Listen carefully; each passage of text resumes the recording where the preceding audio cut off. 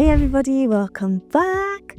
If you're just joining for the first time, my name is Pippa and I share knowledge about the business analyst career and the business analyst lifestyle. I help you to gain the confidence you need to deliver as a top earning business analyst in whatever field you find yourself.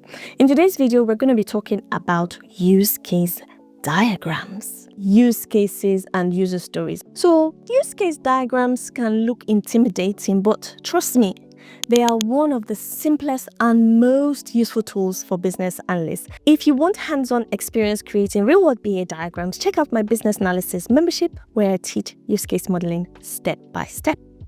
So to start off, what is a use case diagram? A use case diagram is a visual way to show how users interact with a system, right? It's used to understand system requirements and ensure that all users' needs are considered. Now, on the use case diagram, we have the actors. The actors are the users or the external systems that interact with the system, right? And then we have the use cases. These are the tasks or the actions that the users perform. And then we have the system boundary. This is the scope of the system being analyzed. And we have the relationships. This is how the actors and the use cases connect. For example, in an online shipping system, the actors would be customers and admins, and the use cases could be place order, process payment, and update inventory. Step 1 to creating use case is to identify who the actors are, right? The people or the systems that interact with the process. Now, we have your primary actors. These are the users who initiate an action. For example, a customer placing an order. And then we have the secondary actors, other systems or roles that support the process. For example, a payment gateway processing a transaction. So for an online banking system, actors could include customers, bank employees, and external payment services. Step 2 is to define the use cases, right?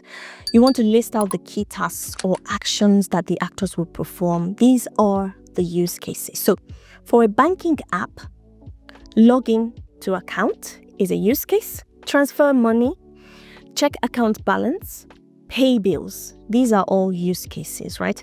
Each use case represents an action that the system must support. Step 3, draw the system boundary. Now, we define the system boundary, which shows what's included in the system versus what's outside of its control. For example, in an e-commerce system, the managed shipping use case might be outside the boundary if it's handled by a third-party company like DHL. Step 4 is to connect the actors to the use cases. Finally, we connect the actors to their use cases using lines. If a user or system interacts with a task, they get a direct connection. So for example, a customer places an order which triggers process payment and an admin can approve the refunds. And just like that, you have a use case diagram. Here are some common mistakes in creating use case diagrams. Mistake 1 is listing system features instead of use cases, right? So for example, database backup is not a use case, it's a system function. Mistake 2 is not defining clear actors. Every use case needs at least one actor. If there's no actors, it's not a real use case. Mistake 3, overcomplicating the diagram. Keep it simple. A use case diagram should be a high-level view, not a technical document, okay? So use cases and user stories are two of the most commonly used BA techniques, but do you know when to use each? I've seen so many BAs mix them up or use one when the other would be better, right? I also made this mix up at the start of my career and I would confuse the terms and end up just confusing myself. So, what are use cases and user stories? Let's start with the definition.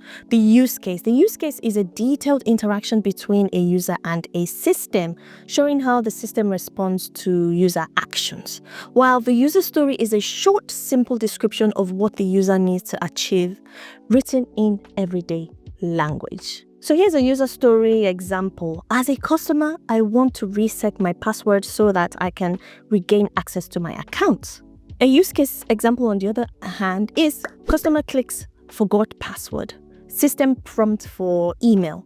Customer enters email, system sends reset link, customer resets password. Do you see the difference, right? So user stories focus on what the user wants, while use cases define how the system responds. Now, when exactly do you use user stories? User stories are best used when working in an agile environment because they are lightweight and they're easy to iterate, right? They're best for agile teams using Scrum or Kanban. They are good when requirements change frequently, and they're also great for high-level user needs, not system details. So if you're working on a website update and need quick iterations, user stories work best. Now, when do you use use cases? Use cases are great when you need detailed system interactions and logic. They're best for waterfall or structured projects. They're good when defining system behavior or user workflows, and they're also essential when designing software with many decision points. So let's look at an example from an insurance project, okay? If you're documenting a complex claims processing system, use cases help to define every step clearly. Remember, user stories focus on what the user needs, while use cases define how the system response. Okay? So which one do you use more in your project? Let me know in the comment section below. I'd like to know your experiences with these two deliverables. And as always, please don't forget to like, subscribe, share this video. You never know who it might help. Till I see you in my next one. Peace.